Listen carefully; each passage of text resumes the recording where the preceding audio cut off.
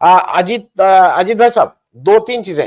एक तो डॉक्टर साहब मैं आपकी कुछ उसमें इजाफा कर दूं, वो आप पिक्चर नहीं, वो तेरे नाम पिक्चर का सलमान खान उसके हीरो थे। और मैं विनोद राय साहब के बारे में भी एक चीज बता दूं, उन्होंने जो बीजेपी का जो फायदा पहुंचाया उसका कई गुना फायदा फिर बीजेपी सरकार ने उनका पहुंचाया। उनको जब रिटायरमेंट के बाद बैंकों के चेयरमैन को सेलेक्ट करने वाली कमेटी का चेयरमैन बनाया गया, फिर बीसीसीआई जिसमें अथाह दौलत है, उस दौलत का कोई अंत नहीं है, उस दौलत को निरंकुश होकर कैसे उसके वो चेयरमैन बनाए गए। तो उनको मेरे ख्याल में बीजेपी से ने जितना उन्होंने बीजेपी के लिए किया उससे कई गुना ज्यादा बीजेपी ने उनको इन तरह से वापस भी कर दिया था। तो विनोद राय साहब का उनका मामला तो ठीक है। अब मैं एक दो चीजें ये समझ लूं, मेरे एक दर्शक बार बार पूछ रहे हैं, उसका कोई मतलब नहीं है, लेकिन मैं फिर वो बार बार पूछ रहे हैं कि चेतक की मां गुजराती थी, कैसे पता लगा? भैया हमें नहीं पता है, तुम जाके जो कहता है कि चेतक की मां गुजराती थी आप उनसे पूछिए, हम लोग कहां से बताएंगे चेतक की मां? हमारे पास कोई इस तरह के आंकड़े नहीं। अजीत भाई साहब, दो चीजें बताइए।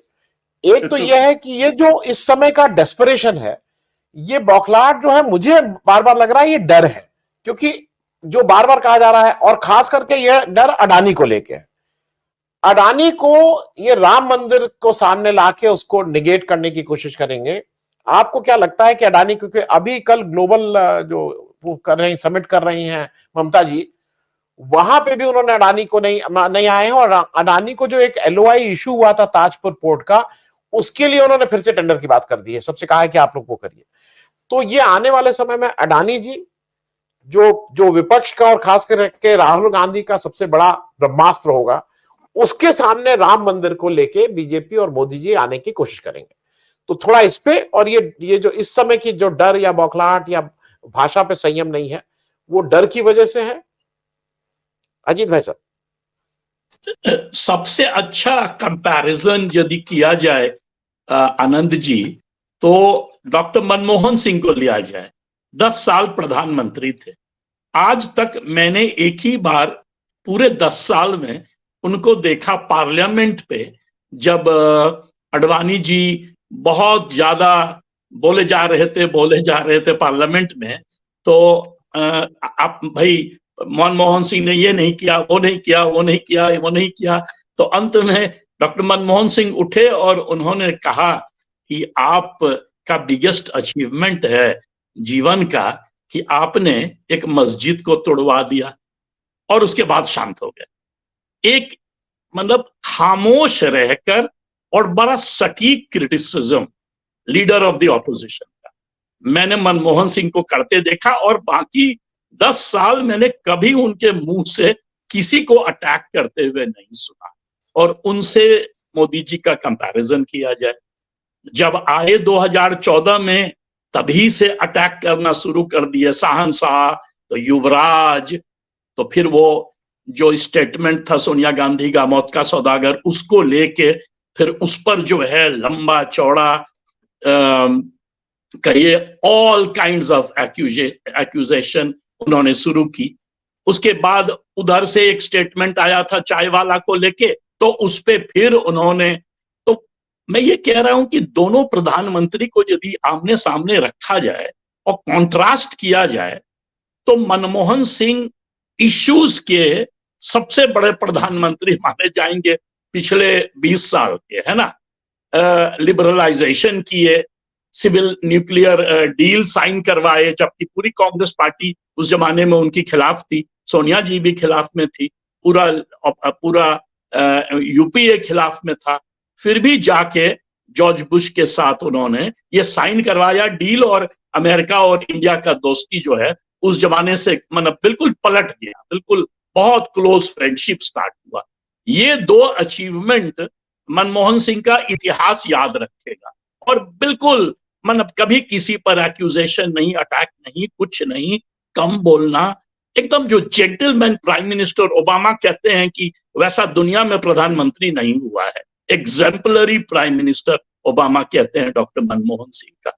तो उनसे कॉन्ट्रास्ट कीजिए मोदी जी को। अभी कर्नाटक चुनाव के समय उन्होंने शुरू किया कि भाई कांग्रेस पार्टी ने हमें 91 बार गाली दिया। भाई आप प्रधानमंत्री हैं, यदि आप ये याद रखेंगे कि 91 बार आप पर आपको गाली दिया है तो बाकी चीज तो आप याद रखेंगे नहीं।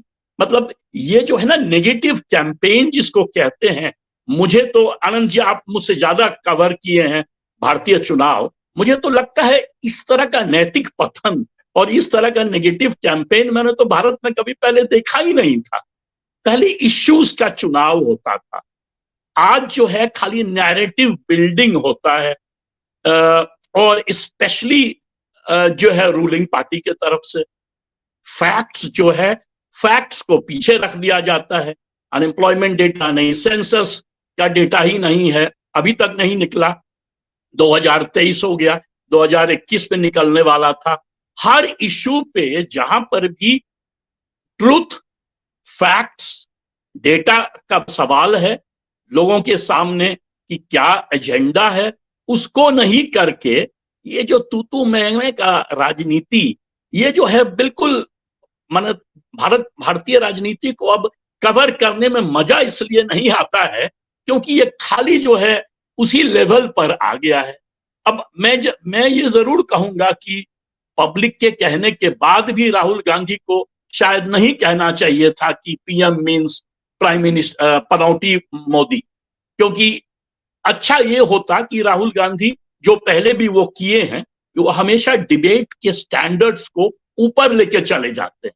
वो इन्फ्लेशन पर, अनएम्प्लॉयमेंट पर, आपने जो कहा करप्शन पर, अडानी का करप्शन हो या मान लीजिए अभी मध्य प्रदेश में सबसे बड़ा इश्यू बन गया तोमर जी का जो बेटे के खिलाफ जो ये निकला है वीडियो, अब एलिगेशन ही है, प्रूव्ड नहीं है, बट वीडियो तो पूरा वायरल है। तो इस तरह के इश्यूज को लेके आगे बढ़ना और फोकस रखना on real issues of the country, ये जो है ये कांग्रेस को भी 2024 में हेल्प करेगा। और मुझे लगता है वही कर्नाटक में भी, हिमाचल में भी, और अभी जो ये 4 चुनाव है जिसमें सब लोग हम लोग मानते हैं कि छत्तीसगढ़ तो कांग्रेस का डन डील है, मध्य प्रदेश में भी कांग्रेस को एडवांटेज है, तेलंगाना में भी कांग्रेस करीब करीब केसीआर के साथ नेक टू नेक फाइट कर रही है, राजस्थान में ही थोड़ा लोगों को डाउट है कि वहां पर क्या होगा।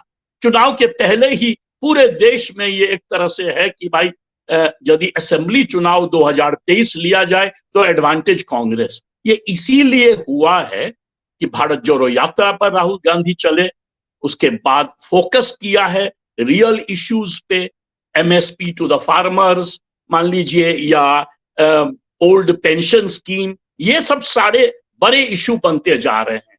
और सबसे बड़ा इश्यू जो थोड़े दिन पहले नीतीश कुमार 2 अक्टूबर को अनाउंस किए, कास्ट सर्वे। आज देखिए 9 स्टेट इंडिया का क्लेम कर रहा है कि कास्ट सर्वे हो, बीजेपी के लीडर्स जो हैं वो क्लेम कर रहे हैं कि कास्ट सर्वे हो, यहां तक कि डिप्टी सीएम के कैंडिडेट उत्तर प्रदेश में वो भी डिमांड कर रहे हैं कि भाई कास्ट सर्वे होना चाहिए इंडिविजुअली।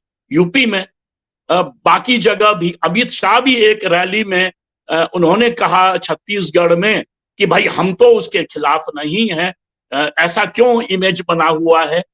अब जो है ना ये पहली बार रियल इश्यूज पे आया है कि भाई 65% बिहार में रिजर्वेशन चाहिए, क्योंकि इतना इनइक्वालिटी है वेरियस कास्ट के बीच में, एजुकेशनली, इकोनॉमिकली, सारा इकोनॉमिक डेटा अब निकल रहा है बिहार का। उसी तरह से बाकी स्टेट्स का यदि साइंटिफिक सर्वे कराया जाए, सोशो इकोनॉमिक और साथ ही साथ कास्ट, और दोनों में क्या सम्मिश्रण है, दोनों में क्या इक्वेशन है, इस पर यदि फोकस किया जाए तो मुझे लगता है कि ये चुनाव जो अभी स्टेट असेंबली हिमाचल से जो स्टार्ट हुआ है, कर्नाटक के थ्रू ये चारों 5 स्टेट असेंबली में जिस तरह से रंग लेगा, उसका नैरेटिव जाके इंपैक्ट करेगा 2024 लोकसभा में। ऑफ कोर्स ये अभी भी मैं मानूंगा कि बीजेपी के पास लार्जेस्ट ऑर्गेनाइजेशन है, बीजेपी पार्टी वाइज आज भी उसके पास 100 के ऊपर संघ के डिफरेंट कल्चरल फ्रंट्स हैं, आज भी उसके पास बूथ मैनेजमेंट लेवल पे जो है वर्कर्स है। तो ये चीज कांग्रेस को अलर्ट करना, अपने आप को अलर्ट करना चाहिए, सीखना चाहिए कि रीबिल्ड करें अपने पार्टी को, पूरे कंट्री में।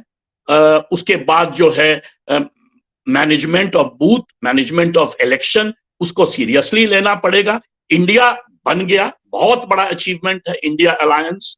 कास्ट सर्वे, उसको जो है एक तरह से मैं कहूंगा नया डायरेक्शन और ऑक्सीजन दिया है। वो एक तरह से सारे एलाइज जो इंडिया में हैं कांग्रेस के साथ, उसको एक तरह से बांध दिया है एक आइडियोलॉजिकल फ्रेमवर्क में, जिसको कहते हैं सोशल जस्टिस, सोशल सामाजिक न्याय के फ्रेमवर्क में बांध दिया है। ये जो अडानी जी का नंबर 1 थे दुनिया में, और लुढ़क के जो है कहाँ आ गए, और रोज जो है नया नया उस पे जो है क्या कहिएगा स्कैम्स निकले जा रहा है कि भाई साइप्रस में क्या है, तो फलना जगह चिलना जगह क्या है, और कांग्रेस उसको हाईलाइट करती रहे। और करप्शन को अडानी जी का हो या किसी और मिनिस्टर का हो या किसी और का हो, उसको जो है हाईलाइट करते रहे हमेशा, और फोकस रखे रियल इश्यूज पे। तो मुझे लगता है कि सीरियस फाइट 2024 में कांग्रेस देगी, कांग्रेस और इंडिया फ्रंट देगी, बीजेपी को राहुल गांधी देंगे प्रधानमंत्री को। जी जी। अजीत भाई साहब, जो जैसे डॉक्टर राय ने कहा कि कुछ चीजें रिलेटेड हैं और कुछ चीजें शायद कभी डिस्कोर्स में नहीं आएंगी चुनाव में वोट देते समय। आपके एलमनाई एक हैं, आप ही की जेएनयू के एस जयशंकर साहब, फॉरेन मिनिस्टर हैं, बहुत काबिल फॉरेन सेक्रेटरी थे, लेकिन जब से मंत्री बने हैं कुछ दिक्कतें हम लोगों की होती जा रही हैं। मैं दो चीजें एक साथ मिला के आपसे पूछ रहा हूं। मैं पहली बार एक चीज ये चेंज देख रहा हूं कम से कम उत्तर प्रदेश में, कि मुसलमान मेरी याद में पहली बार पॉजिटिव वोट देने जा रहा है। मुसलमान अभी तक वोट देता था कि जो बीजेपी को हराएगा हम उसको वोट देंगे, वो चाहे किसी भी पार्टी का हो। पहली बार मुसलमान लामबंद हो रहा है कांग्रेस के पीछे, इररिस्पेक्टिव की कांग्रेस जीते हारे, 200 वोट पाए, सिक्योरिटी जमानत जब्त हो। आज जो मेरे कम से कम मैं जिन मुसलमानों को जानता हूं वो कांग्रेस के पीछे लामबंद हो रहे हैं, तो ये एक पॉजिटिव वोट दे रहा है। वो ये नहीं दे रहा है उनको हराने के लिए वोट दे रहे हैं। दूसरी बात मैं जरा आपसे समझ लूं, एस जयशंकर साहब अजीब तरह तरह की बातें कभी इंग्लैंड में जाके कनाडा में जाके करते हैं जिससे देश का नुकसान हो रहा है। वो एक ऐसे मूवमेंट को हवा दे रहे हैं जो देश को लॉन्ग टर्म मुश्किल में डालेगा। खालिस्तान मूवमेंट की बात कर रहा हूं। लेकिन अभी जो मुझे सबसे ज्यादा हंसी की बात लगी, इजराइल जो है वो 15 साल बाद नवंबर 2008 में 26/11 जो हुआ था, 15 साल लगे इजराइल को एलईटी को लश्कर तोयबा को आतंकवादी संगठन घोषित करने में, 15 इयर्स। और वो चाहता है कि भारत हमास को परसों ही कर चुका होता। मतलब ये आपको 15 साल लग रहा है एलईटी में, और जहां जिस ढंग से वो घुस के मारा था। अब मैं ये नहीं कह रहा हूं गाजा वाला is not a very easy case, it is a complicated thing. वहां 10% जूस थे, आपने घुस के, मैं उस डिटेल में नहीं जा रहा हूं। एज अ फॉरेन पॉलिसी, इस देश की फॉरेन पॉलिसी में ये कुछ ज्यादा हमसे नहीं उम्मीद की जा रही। तुम तो 15 साल लो और फिर तुम चाहो कि पूरा देश तुम्हारे पीछे घूमने लगे कि हमास को आप कल के दिन आतंकवादी संगठन बोल दीजिए। मैं थोड़ा इसको अजीत भाई साहब लार्जर देश के इंटरेस्ट के उसमें आपसे समझना चाह रहा हूं, क्योंकि हो सकता है इलेक्शन के समय ये बातें जो वोट दे रहा हो उसकी समझ में ना आए, लेकिन इस समय तो कम से कम हम चर्चा कर ही सकते हैं। सबसे ज्यादा जरूरी है आनंद जी, आपने जो कहा बिल्कुल सही कहा कि उनको 15 साल लगा इजराइल को लश्कर तोयबा को एक्सट्रीमिस्ट फ्रंट घोषित करने में। पर उससे भी ज्यादा जो सबसे ज्यादा इंपॉर्टेंट इश्यू आज है कि जो फॉरेन पॉलिसी है और जो एक ट्रेड पॉलिसी है देश का, उसके बीच एक सामंजस्य हो। सबसे बड़ा हमारा ट्रेडिंग पार्टनर है अमेरिका। नंबर 2 ट्रेडिंग पार्टनर जो है वो कौन है? यूएई, यानी कि दुबई, अबू धाबी और जो सात एमिरेट्स हैं एक साथ। नंबर 3 पे कौन है हमारा ट्रेडिंग पार्टनर? Saudi Arabia. उसके बाद 5वां जो है वो भी इराक। तो मैं ये कहना चाह रहा हूं कि सबसे बड़ा, अच्छा हाँ, मैंने गलती किया, नंबर 3 जो है चाइना, नंबर 4 सऊदी अरेबिया। अब ये देखिए आप कि ऐसा एक्सटर्नल अफेयर्स मिनिस्टर बने हैं, उनके टाइम में चाइना के साथ रिलेशन खराब हो गया है।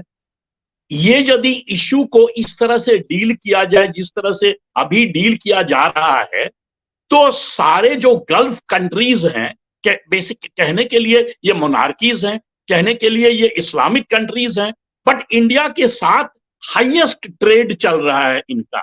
अभी जो हम बात कर रहे हैं कि भारत से मिडिल ईस्ट के थ्रू, गल्फ के थ्रू यूरोप तक जो बनाएंगे ये कॉरिडोर, ये वो कॉरिडोर जो बीआरआई को चैलेंज करेगा, चाइना के बीआरआई को, उसका मेन फाइनेंसियर कौन है? Saudi Arabia. यूरोपियन कंट्रीज उसका पैसा नहीं दे रहा है। तो मैं ये कह रहा हूं कि भाई जब आप एक्सटर्नल अफेयर्स इशू पर सिक्योरिटी का इश्यूज लाते हो, तो सिक्योरिटी का दूसरा अंग जो है वो होता है ट्रेड, वो होता है इकोनॉमिक रिलेशनशिप। उसको यदि आप नजरअंदाज कर दीजिए तो कोलैप्स कर जाएगा सारा ना।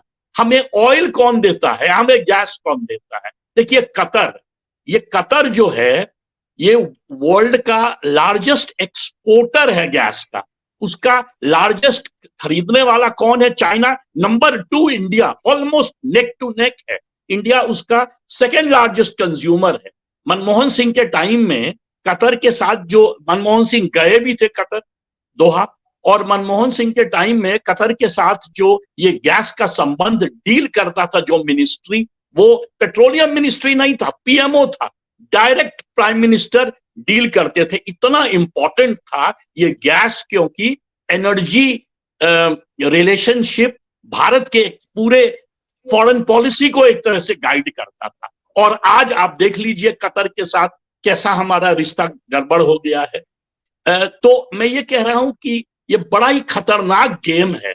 इसमें जब तक आप, एक हमारा इतिहास रहा है नॉन अलाइंड का, हमारा एक इतिहास रहा है पीसफुल नेशन का। यही मोदी जी G20 के मीटिंग में या उसके पहले भी जब यूक्रेन रशिया स्टार्ट हुआ तो उन्होंने कहा कि this is not an era of war. तो जब आप ये कह रहे हैं तो फिर मिडिल ईस्ट में स्टैंड क्यों चेंज कर रहे हैं? भाई if it is not an era of war, तो अभी इजराइल जो कर रहा है पैलेस्टाइन पर, मान लीजिए कि हमास की गलती थी भी, तो अभी जो इजराइल कर रहा है वो तो हमास को नहीं मार रहा है ना, वो तो इनोसेंट बच्चों को मार रहा है। तो वर्स देन वॉर वाला सिचुएशन है। तो उसमें तो आप भाई स्टेट्समैन लाइक रोल प्ले कीजिए। तो ये बड़ा ही खतरनाक है।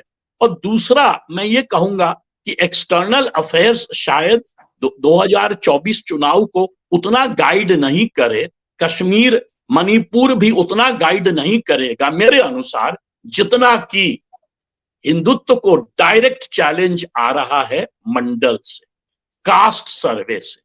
ग्राउंड लेवल पे 65% भारतीय जो हैं वो not only they come from पिछड़ा वर्ग, बट उनका इकोनॉमिक कंडीशन जो है ना, जब से ये इकोनॉमिक क्राइसिस स्टार्ट हुआ ग्लोबली और देश में, तब से उनका इकोनॉमिक कंडीशन बदतर हो गया। हमने देखा ना, जब जब ये कोरोना आया तो सबके टेलीविजन स्क्रीन में था कि लोग पैदल 1,500 माइल चल रहे थे, बाप को कंधे में लेके, तो अपना सपोटली लेके।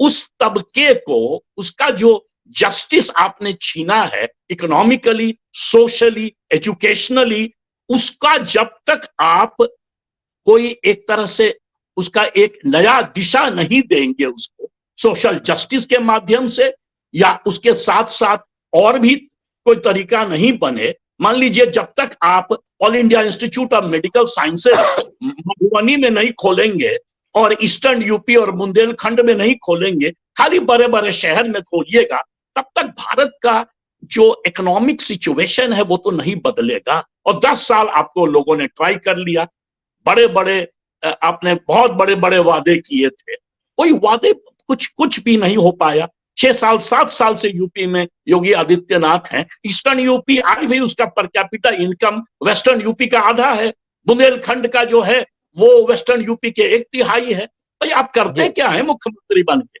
आप प्रधानमंत्री बन के करते क्या है? बिहार की गरीबी, ईस्टर्न यूपी की गरीबी, ईस्टर्न इंडिया की गरीबी जो है वो वेस्टर्न इंडिया के से पर कैपिटा इनकम वाइज काफी नीचे है। और उसका ये कारण नहीं है कि वो लेबरर काम नहीं करता है, वही लेबर आके सारा दिल्ली को चलाता है, बंबई को चलाता है, पंजाब को चलाता है। उसका कारण है बैड पॉलिसीज।